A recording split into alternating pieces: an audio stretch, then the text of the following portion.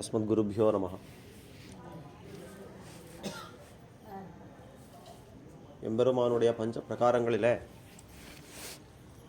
ஐந்தாவதாக அவன் சேவை சாதிக்கிற இடம் அர்ச்சாவதாரம் அப்படின்றத பார்த்தோம்.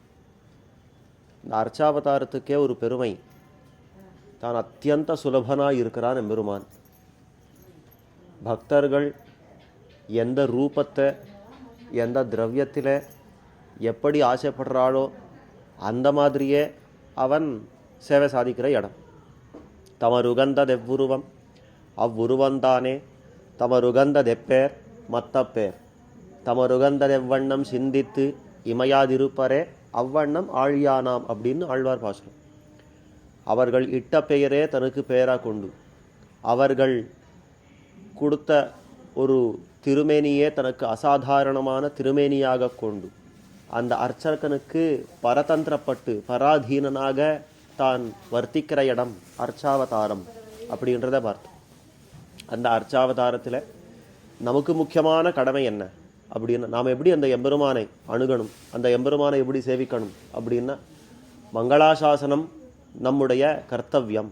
நாம் எம்பெருமானுக்கு போய் மங்களங்களை பாட வேணும், மங்களங்களை ஆசாசிக்க வேணும் அப்படின்றத பார்த்தோம்.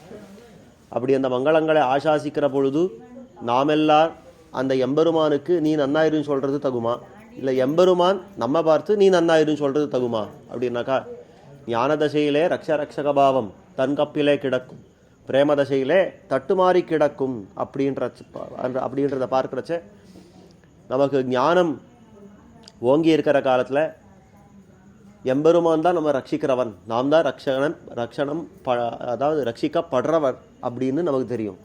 ஆனால் நமக்கு அந்த பிரேமை அதிகமாக ஆக, அந்த பக்தி வளர வளர அந்த எம்பெருமான் தான் அந்த எம்பெருமானை தான் நாம் ரட்சிக்க வேணும் அப்படின்ற பாவம் மேலிடும் அப்படின்றத பார்த்தோம். ஆழ்வாருடைய ஸ்ரீசுக்திகளை கொண்டு பார்த்தோம். அப்பேற்பட்ட அந்த அர்ச்சாவதாரத்திலே மங்களாசாசனம் பண்ணினவர்கள் பல பேர். அதில் முக்கியமாக இந்த அர்ச்சாவதாரத்துக்கேன்னே இட்டு பிறந்தவர் திருமங்கை ஆழ்வார். இந்த வைபவத்தை முன்னாடியும் ஒரு நாள் அப்படியே விண்ணப்பிச்சிருக்கேன். இந்த திருமங்கை ஆழ்வாருடைய அவதாரமே அர்ச்சாவதாரத்தினுடைய வைபவத்தை பறைசாற்றும் பொருட்டு அப்படின்ற அளவுக்கு இந்த ஆழ்வாருக்கு இருந்த ஒரு ஈடுபாடு, அர்ச்சாவதாரத்தில் இருந்த ஈடுபாடு. வடக்கோடியில் இருக்கக்கூடிய திருப்பிரிதி அப்படின்ற திவ்ய தேசத்தில் ஆரம்பிச்சு தெற்கு கோடியில் இருக்கக்கூடிய அந்த திருப்புல்லாணி அப்படின்ற திவ்ய தேசம் பர்யந்தமாக எத்தனை திவ்ய தேசங்களோ 80க்கு மேல்பட்ட திவ்ய தேசங்கள் வரிசையாக தான் மங்களாசாசனம் பண்ணி கொண்டே வந்திருக்கிறார் இந்த ஆழ்வார். அப்படின்னா அர்ச்சையில் எப்பேற்பட்ட ஈடுபாடு. அதில் கடைசியில் ஒரு பதிகத்தில் சொல்கிறச்சே, அது சாமான்யமாக இந்த அர்ச்சாவதாரத்துக்குன்னு பாசுரங்கள் இடுறச்சே ஒரு பதிகம், அதாவது ஒரு 10 பாசுரம் இல்லைன்னா ஒரு பாசுரம் இல்லைன்னா ஒரு வரி, இந்த மாதிரியெல்லாம் அந்த திவ்ய தேசங்களுக்கு மங்களாசாசனம் பண்ணக்கூடிய இந்த ஆழ்வார் கடைசியில் வரச்சே ஒரே பதிகத்தில் ஒரு பாசுரத்துக்கு 2 திவ்ய தேசங்கள் போல் மங்களாசாசனம் பண்ணே போயிடுவார். நம்முடைய பெரியவர்களுக்கு கேட்டால், சுவாமி ஒரு பாசுரத்தில் ஒரு திவ்ய தேசம் தானே இருக்கும், இங்கே பார்த்தா இந்த பதிகத்தில் 2 திவ்ய தேசமாக பாடிருக்காரு, அதுவும் முன்னாடி இருந்த பதிகங்கள் எல்லாம் சேர்த்து எந்தெந்த திவ்ய தேசங்களெல்லாம் மங்களாசாசனம் பண்ணிருந்தாரோ அது எல்லாத்தையும் சேர்த்துன்னா மங்களாசாசனம் இந்த பதிகத்தில் பண்ணுறார். அந்த அர்ச்சாவதாரத்தில் ஏன் இப்படி எல்லாம் இந்த பாசுரத்தை பாடுறார் அப்படின்னா, ரொம்ப ஆச்சரியமாக சொன்னார். வேற ஒன்றும் இல்லை, இத்தனை நேரமும் எம்பெருமான இனிமேல் சேவிக்க போகிறேன் அப்படின்ற ஒரு ஆசையில் அந்த அர்ச்சாவதாரத்தில் அப்படி ஒரு இடமா மங்களாசாசனம் பண்ணி வந்தார்.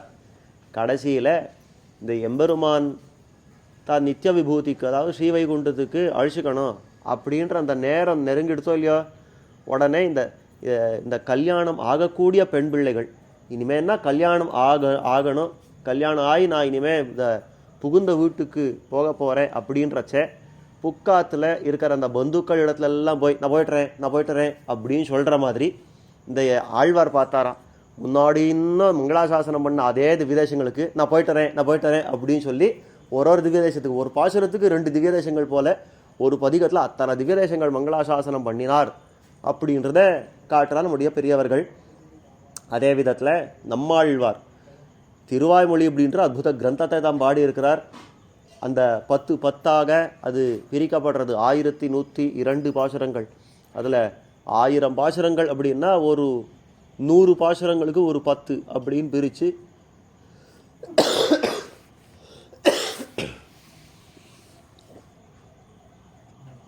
அந்த மாதிரியாக முதல் 10 ஆரம்பித்து முதல் 10, 2ஆம் 10, 3ஆம் 10 அந்த மாதிரி 8ஆம் 10, 9ஆம் 10 வரைக்கும் போச்சு. அதில் அங்கங்கே திவ்யதேசங்களை பாடுவார ஒழிய மற்றபடி எல்லாம் அவருக்கு கிருஷ்ணன் அந்த கண்ணன் பேரில் இருக்கிற ஒரு விசேஷமான வியாமோகம். அந்த கண்ணனை குறிச்சே பாண்டிருப்பது. திவ்யதேசங்கள்னா அங்கங்கே திவ்யதேசங்களை பாடுவார். ஆனால் 9ஆம் 10 வந்ததோ வரிசையாக திவ்யதேசம் பாட ஆரம்பிச்சுட்டார் ஆழ்வார்.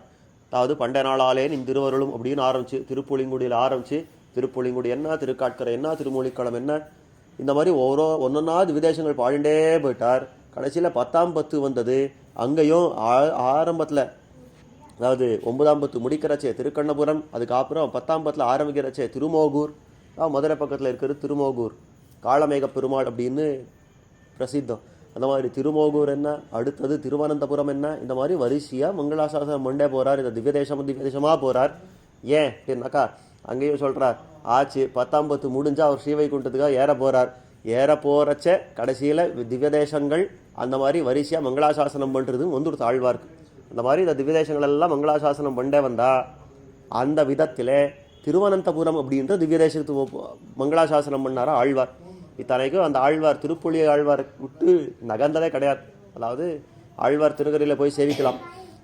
ஆழ்வார் ஆதிநாதர் திருக்கோவில் அப்படின்னு இருக்கிறதே அந்த ஆழ்வார் திருநகரியில் அங்கே போய் திருக்குறுகூர் அப்படின்ற இடத்துல போய் அங்கே சேவித்தால் ஆழ்வார் தவம் இருந்த, அதாவது ஆழ்வார் தியானம் பண்ண அந்த திருப்புளி ஆழ்வார் புளிய மரம், அது புளிய மரம் சொல்கிறது இல்லை, ஆழ்வார் இருந்தபடியால் திருப்புளி ஆழ்வார்னே பேர் அவருக்கு. அந்த விருட்சத்துக்கு திருப்புளி ஆழ்வார்னு பேர். அந்த திருப்புளி ஆழ்வார் அடியில் அமர்ந்து தான் தியானங்கள் பண்ணியிருந்தார் ஆழ்வார். அந்த திருப்புளி ஆழ்வாரை விட்டு எங்கே நகர்ந்ததே கிடையாது. பின்ன ஏதோ 32 திவ்யதேசங்கள் மங்களாசாசனம் பண்ணியிருக்காருன்னா வேற ஒன்றும் இல்லை. அந்த பெருமாள்கள் இங்கே வந்து ஆழ்வீர் எனக்கு ஒரு பாசனம் கொடுக்க மாட்டீரா அப்படின்னு வாங்கிட்டு போனா. மற்ற ஆழ்வார்களெல்லாம் போய் மங்களாசாசனம் பண்ணார். ஆனால் நம்ம ஆழ்வாருக்கு இருந்த வைபவம் அந்த பெருமாள்கள் இந்த இடத்துல வந்து மங்களாசாசனத்தை பெத்துண்டு போனார். இந்த மாதிரி அந்தந்த பெருமாள்கள் எல்லாம் வந்தாரோ இல்லையோ, திருவனந்தபுரத்து பெருமாள் தான் காட்சி கொடுக்கவே அங்கே ஒரு பாசுரம் விட்டுறார். கெடும் இடராயவெல்லாம் கேசவாவென்ன நாளும் கொடுவினை செய்யும் கூத்தின் தமர்களும் குறுகையில்லார் விடமுடை அரவில் பள்ளி விரும்பினா சுரும்பலத்தும் தடமுடவயல் புறநகர் புகுதுமின்னே அப்படின்னு ஆச்சரியமாக ஒரு பாசுரம் விட்டு காட்டுறார் ஆழ்வார். திருவனந்தபுரத்துக்கு போங்கோ, எல்லாரும் உடனே சலக்கிற போங்கோ அப்படின்றார். எதுக்கு சுவாமி அப்படின்னாக்கா அங்கே போய் பெருமாளை கேசவா அப்படின்னு ஒரு திருநாமத்தை சொல்லி அவனை சேவிங்கோ, உங்களுக்கு இருக்கிற கஷ்டங்களெல்லாம் தீர்ந்துடும். அந்த பெருமாளை குறித்து நீங்கள் கைங்கரியம் பண்ணுங்கோ, அந்த பெருமாளுக்கு நீங்கள் கைங்கரியம் பண்ணுங்கோ.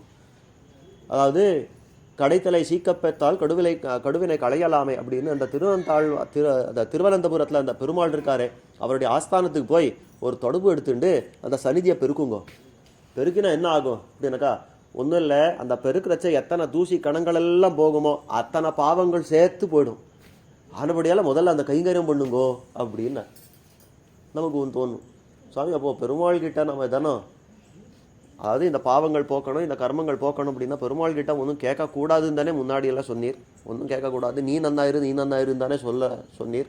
இப்போ ஏதோ இந்த பெருக்கினா பாவம் போகும், இந்த காரியம் பண்ண ஒரு பேர் சொன்ன பாவம் போகும், இந்த மாதிரி எல்லாம் பண்ணி சொல்லி பாவங்களை போக்கிக்கிறது அப்படின்றதுன்னா இல்லை. ஆழ்வாருக்கு என்ன ஆசைன்னா இந்த மாதிரியான நீங்கள் வரமாட்டீங்களா, பெருமாளை சேவிக்க மாட்டீங்களா, இந்த கைங்கரியங்கள் பண்ண மாட்டீங்களா, கடைசியில் இந்த கைங்கரியங்கள் எல்லாம் பண்ணால் என்னன்னா பெருமாள்னா சந்தோஷமாக இருப்பான். ஆஹா என்னுடைய இடத்த வந்து இப்படியெல்லாம் பெருக்கி கொடுத்தானே இவனுக்கு ஒரு நன்மை பண்ணுவோம். இந்த பெருமாள் அதாவது ஆச்சரியமாக சொல்லுவார் நம்ம ஆச்சாரியர்கள், பெருமாள் நமக்கு எல்லாம் அனுகிரகம் பண்ணுறதுக்கு எப்படி காத்திருப்பார். என் நூரை சொன்னாய், என் பேரை சொன்னாய், என் அடியார் ஒழுங்க நிழலை கொடுத்தாய், என் அடியாருக்கு விடாய் தீர்த்தாய் அப்படின்னு ஒன்றுனா கணக்கிட்டுன்னு போகிறாரா பெருமாள். வேடிக்கையாக சொல்கிறது ஒன்று உண்டு. ஒருத்தன் கடையை வச்சுருந்தான், அரிசி வியாபாரம் பண்ணிருந்தான். ஆனால் கொஞ்சம் வஞ்சனை, நல்ல அரிசியாக விற்கிறதுல அவனுக்கு மனசு இல்லை, எப்படியும் லாபம் பார்த்துடணும் அப்படின்றபடியால் அதில் கொஞ்சம் கலப்படமாக அது இதெல்லாம் சேர்த்து அந்த அரிசியை வைப்பான். ஆனால் வைக்கிறச்ச மட்டும் ஸ்ரீரங்கத்தரிசின்னு வேணும். ஏன் சுவாமி என்ன அங்கே பக்கத்தில் அந்த ஸ்ரீரங்கத்து அரிசி அங்கே ஸ்ரீரங்க பக்கத்துலலாம் அந்த காவேரி இடத்துல அந்த வளர்கிற அந்த அரிசி இருக்கிறத பொன்னி அப்படின்னு பேர், ரொம்ப நன்னா இருக்கும் அந்த அரிசியெல்லாம், ரொம்ப அதாவது அதோடைய குவாலிட்டி ரொம்ப நன்னா இருக்கும் அப்படின்றபடியால் அதை வைக்கிறச்சே பேர் சொல்லுவானா ஸ்ரீரங்கத்து அரிசி ஸ்ரீரங்கத்து அரிசின்னு வரும். பெருமாள் பார்த்தாரா, பண்ணுறது வஞ்சனை, சொல்கிறது மட்டும் ஸ்ரீரங்கமா அப்படின்னலாம் அவனுக்கு தண்டனை கொடுக்கல. இம்மாத்திரமான ஸ்ரீரங்கம் பேர் சொன்னே இல்லையோ, என் ஊரை சொன்னாய் அப்படின்னு ஒரு மெரிட்டு ஒரு கணக்கிட்டுக்கிறானா பெருமாள்.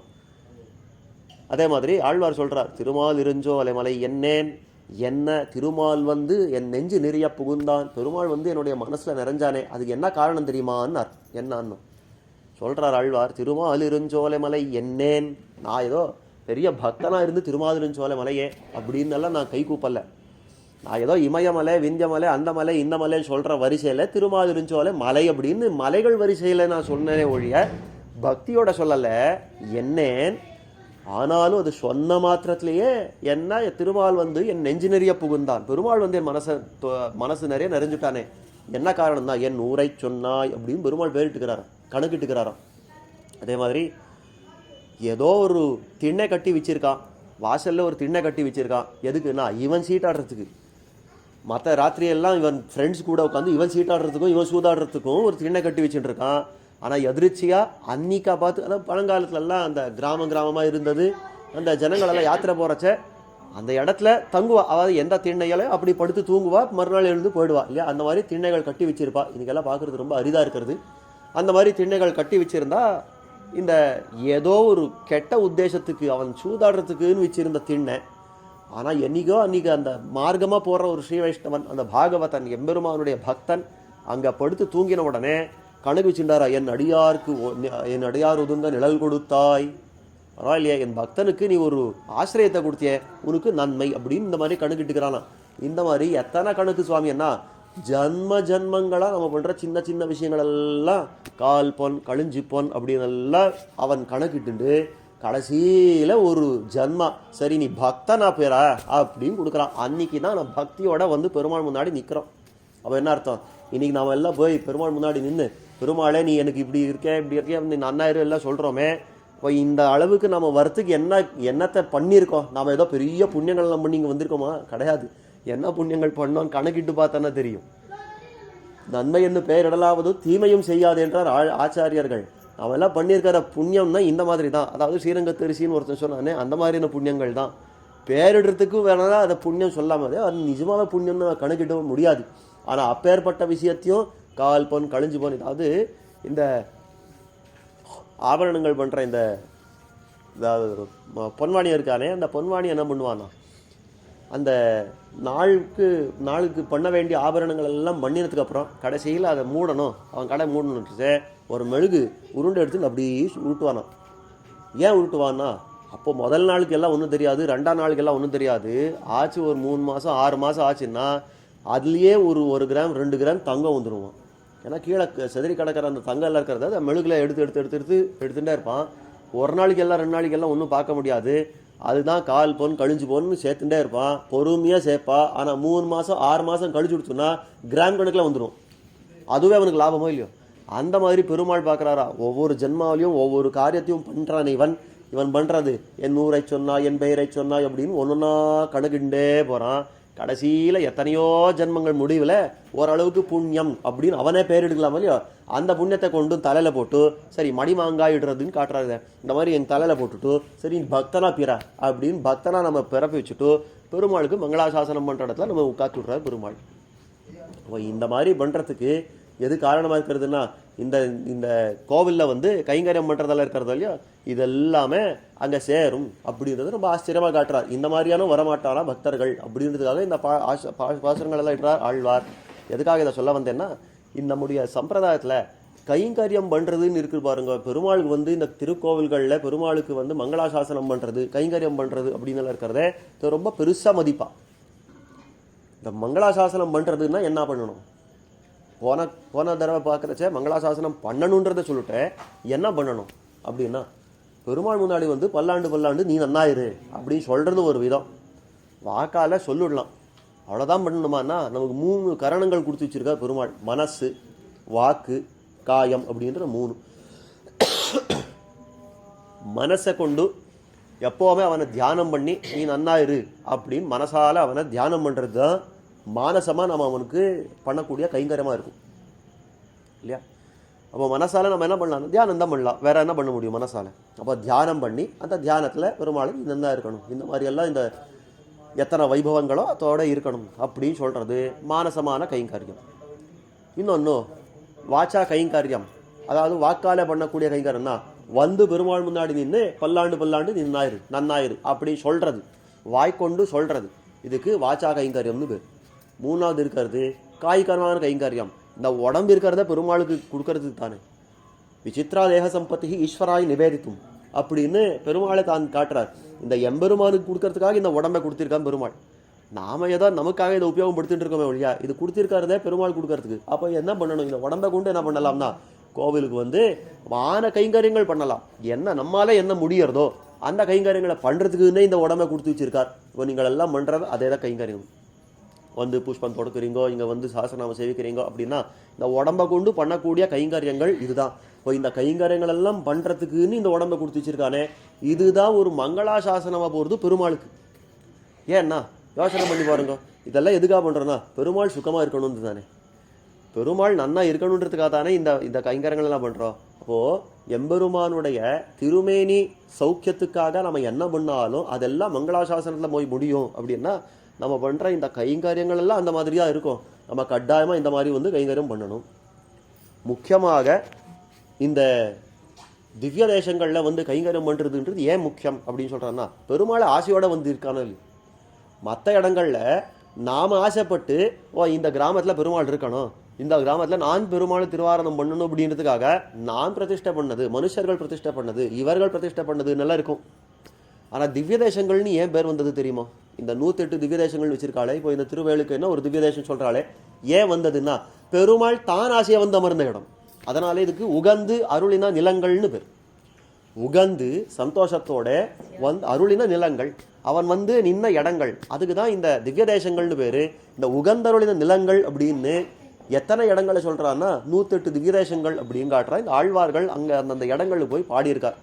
அப்பேற்பட்ட ஒரு அற்புதமான திவ்ய தேசத்தில் இது ஒன்று திருவேலுக்கை அப்படின்னு பார்க்குறோம்.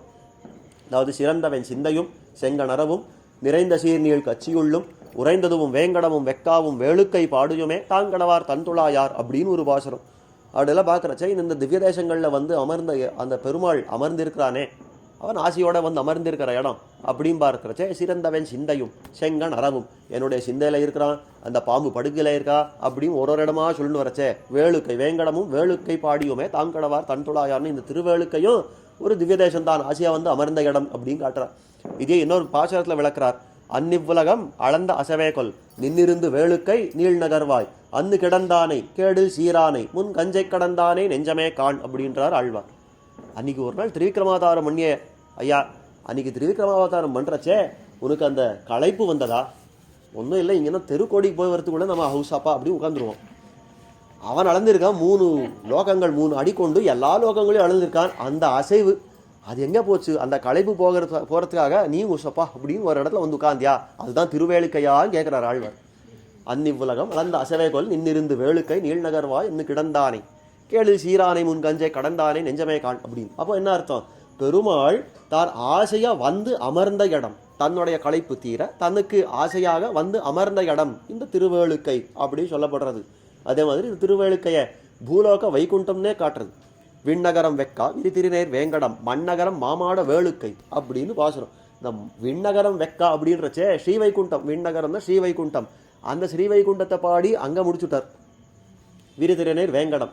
இந்த பூலோகத்தில் ஒரு வைகுண்டம் பாட வேண்டாமன்னா மண்ணகரம் மாமாடு வேளுக்கைன்னு இந்த திருவேளுக்கை தான் பூலோக வைகுண்டமாக பாடியிருக்கார் ஆழ்வார். நமக்கு எல்லாம் என்ன பெருமை? இந்த பூலோக வைகுண்டத்தில் உட்காந்து தான் நித்திய கைங்கரியம் பண்ணிருக்கோம், நித்திய சேவிச்சுட்டு இருக்கோம், நித்திய பெருமாளுக்கு எல்லா விதமான கைங்கரியங்களும் பண்ணிருக்கோம். இப்போ எதுக்காக சொல்ல வந்தேன்னா, இந்த மாதிரியான இந்த திவ்ய தேசத்து எம்பெருமானுக்கு நம்ம பண்ணக்கூடிய கைங்கரியம் என்னன்னா பல்லாண்டு நீ நன்னாயிரு. ஏன் அப்படின்னாக்கா, நீ ஆசையாக வந்து இந்த திவ்ய தேசத்தில் உட்காண்டிருக்கே இல்லையோ, உனக்கே ஆசையே நீங்கள் வந்து உட்காண்டிருக்காச்சே, நமக்கும் இல்லை தானே ஆசை இருக்கணும். அப்போ இந்த திவ்ய தேசத்தில் நமக்கு ஒரு ஆசை, இந்த திவ்ய தேசத்து எம்பெருமானிடத்தில் ஒரு ஆசை, நீ நன்னாயிரு, இந்த திவ்ய தேசம் நன்னா வாழ்ச்சியோடு இருக்கணும், இந்த திவ்ய தேசம் மேல் மேலும் விருத்திக்கணும், அது அது நீ வர்த்திக்கிற இடம் இன்னும் மேலும் நன்னா இருக்கணும் அப்படின்ற ஒரு நல்ல எண்ணத்தோட வந்து பெருமாளை சேவிக்கிறது தான் பெருமாளுக்கு நாம் பண்ணக்கூடிய மங்களாசாசனம். ஒவ்வொரு நாளும் என்ன பண்ணலாம் அப்படின்னாக்கா, இப்போதைக்கு இருக்கிற ஒரு நிலைமைக்கு சொல்கிறேன், இந்த ஒவ்வொரு நாளும் என்ன பண்ணலான்னா, பெருமாள் முன்னாடி வாங்கோ வந்துட்டு பல்லாண்டு நீ நன்னா இருன்றது மட்டும் இல்லை, இந்த திவ்ய தேசம் இப்படி இருக்கிறதே ஏதோ திருப்பணிகளை நடக்கிறத சீக்கிரமே முடிச்சுட்டு நீ திரும்ப பழையபடிக்க உள்ள நீ எழுந்துட மாட்டியா அப்படின்னு ஒரு வேண்டுகோள் அவங்ககிட்ட வீங்க. எல்லாரும் சேர்ந்து அந்த சுத்தமான ஹிருதயத்தோட நன்னா இருக்கணும். நீ பல்லாண்டு கூடிய சீக்கிரமே, ஏன் இந்த தை மாசத்துலயே இந்த திரும்பி நீ உள்ள எழுந்துடணும் அப்படின்றத வந்து சொல்றது தான் நாம் பண்ணக்கூடிய மங்களாசாசனம். கூடிய சீக்கிரமே நீ உள்ளே போயிடணும். அதுக்கப்புறம் சாஸ்வதமாக ஸ்திரமாக நீ அங்கேயே இருந்து எல்லாருக்கும் அருள் பாலிக்க வேணும் அப்படின்னு நம்ம பண்ணக்கூடிய ஒரு பிரார்த்தனை இருக்கிறதே, இதுதான் மங்களாசாசனம். இப்போ ஒவ்வொரு நாளும் நம்ம வந்து இந்த பெருமாளுக்கு இந்த மங்களாசாசனத்தை பண்ண வேணும் அப்படின்றதான் நம்முடைய ஸ்வரூபமாக இருக்கிறது. இந்த ஒரு எம்பெருமானுக்கு ஒரு 8 ஸ்லோகங்கள் மங்களாசாசனம் இருக்கிறது. நான் உங்களுக்கு எல்லாம் சொல்லி கொடுக்குறேன், கற்றுக்கோங்க. கற்றுண்டு நித்தியமாக பெருமாளுக்கு சேவிங்க. இப்போ சொல்லி கொடுக்குறேன், நான் ஒரு வரியாக சொல்கிறேன், அதை நீங்கள் அப்படியே திரும்ப சொல்லுங்க. பெருமாள் மங்களாசாசனம் பண்ணலாம். மங்களம் நாரசிம்ஹாய யோகித்யேயாய சக்ரிணே சர்வாவயவ சௌந்தர்ய சோபிதாயாஸ்து மங்களம் சத்யஜ்ஞான சுகாவாச வேஷிணே சர்வசேஷிணே மேக கம்பீர நிர்கோஷ பாஷிணே நித்யமங்களம் வேதாந்த கோச்சராயைவம் பாஸ்வதே யஜ்ஞமூர்த்தயே வேதசோ யஜ்ஞகோப்த்ரே ஸ்யாத் யோகாரூடாய மங்களம் ஹசன்முகாய சாந்தாய லசன்மகுட மௌலயே வசதே சோபனார்த்தாய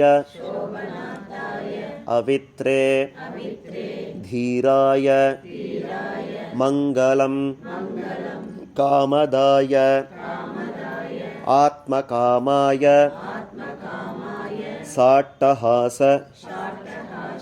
சாட்டஹாசாய காமினே சட்டாபாடல காந்தாய பஞ்சாஸ்யாயாஸ்து மங்களம் முகுந்த நாயிகாதுங்க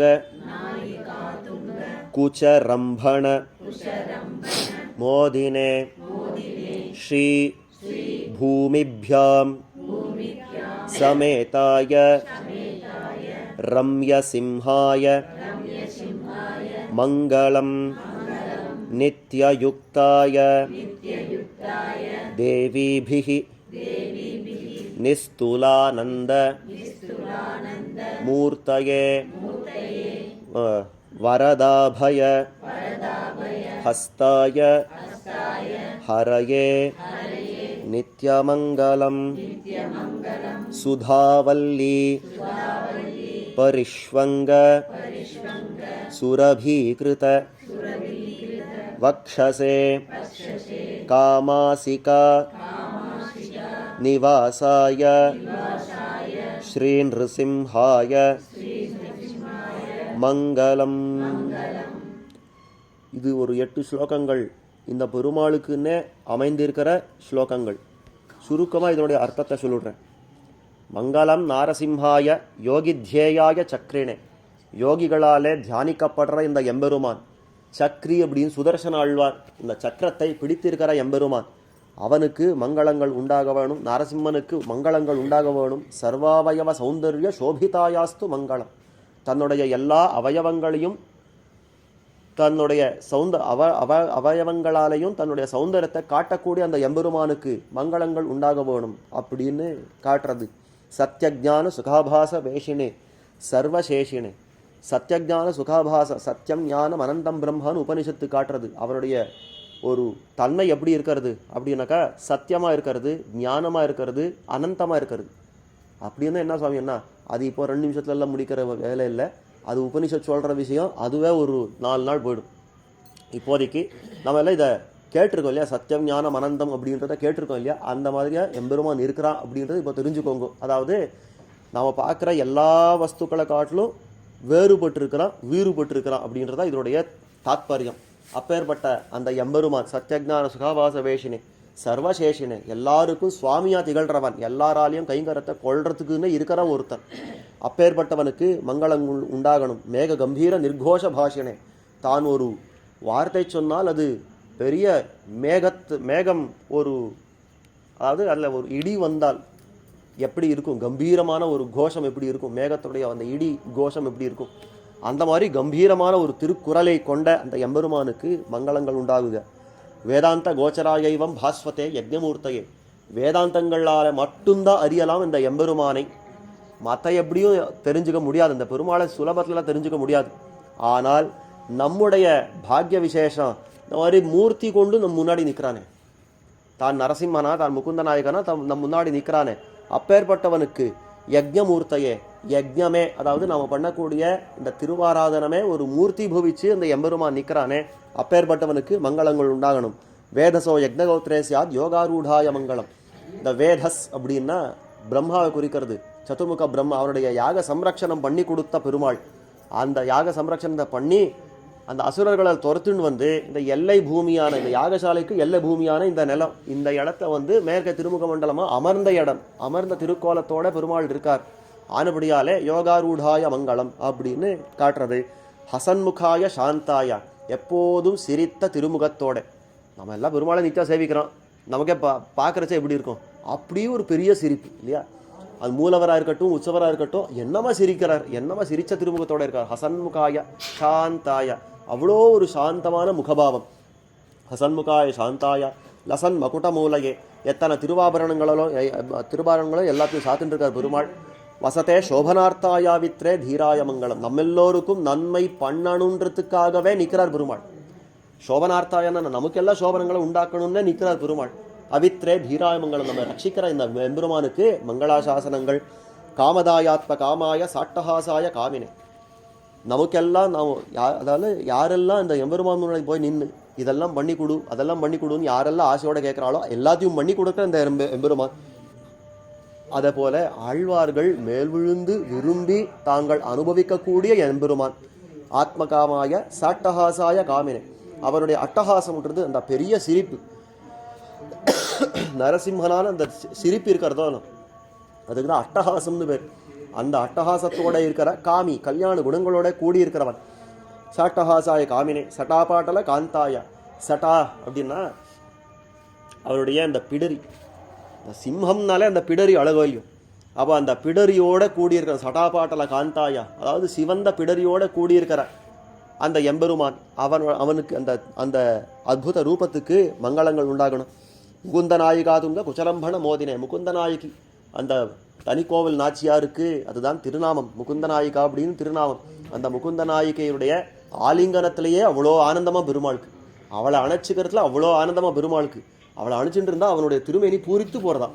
அப்பேற்பட்ட அந்த எம்பெருமானுக்கு ஸ்ரீபூமிபியா சமேதாய ரம்ய சிம்ஹாய மங்களம். ஒரு பக்கத்தில் ஸ்ரீதேவி ஒரு பக்கத்தில் பூதேவி நின்று சேவை சாதிக்கிற அந்த எம்பெருமான் ரம்ய சிம்ஹன் அப்படின்னா அழகிய சிங்கன். அந்த அழகிய சிங்கனுக்கு மங்களங்கள் உண்டாகணும். நித்தியயுக்தாய தேவிபிர் நிஸ்துலானந்த மூர்த்தையே, நேர உற்சவரை வர்ணிக்கிறது. அதாவது நித்தியயுக்தாய தேவிபிகி, எப்போதும் இந்த ஸ்ரீதேவி பூதேவியை விட்டு பிரியவே மாட்டார். எப்போவுமே அது ரெண்டு பேர்லையும் தன்னுடைய 2 பார்ஸ்வத்துலேயும் ஏழமுண்டு நிற்கிற அந்த எம்பெருமான்.